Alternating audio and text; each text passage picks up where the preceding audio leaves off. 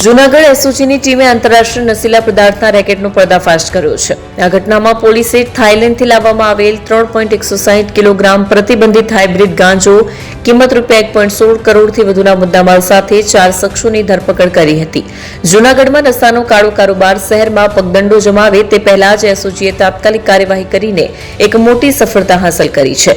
એસઓજીએ આંતરરાષ્ટ્રીય ડ્રગ્સ નેટવર્કના 4 આરોપીઓની ધરપકડ કરી તેમની પાસેથી 3.160 કિલોગ્રામ પ્રતિબંધિત હાઇબ્રિડ ગાંજો અને ₹1.16 કરોડથી વધુનો મુદ્દામાલ જપ્ત કર્યો છે. પરંતુ આ ધરપકડ એ વાતની પુષ્ટિ કરે છે કે ડ્રગ્સનો આ ખતરનાક વેપાર હવે ગુજરાતના ખૂણે ખૂણામાં પ્રસરવા તૈયાર છે, જેના મૂળિયા ખૂબ ઊંડા અને આંતરરાષ્ટ્રીય સ્તર સુધી ફેલાયેલા છે. ભારતીય આશ્રમના લઘુમહંતના ગુમ થવાની તપાસમાં એસઓજીના સ્ટાફને એક ખાનગી બાતમી મળી હતી.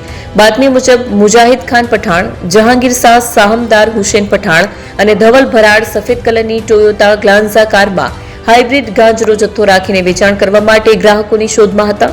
આરોપીઓ મેંદરડાથી ઈમનગર રોડ થઈને જૂનાગઢ તરફ સાંજે 7:30 વાગ્યાની આસપાસ આવવાના હતા.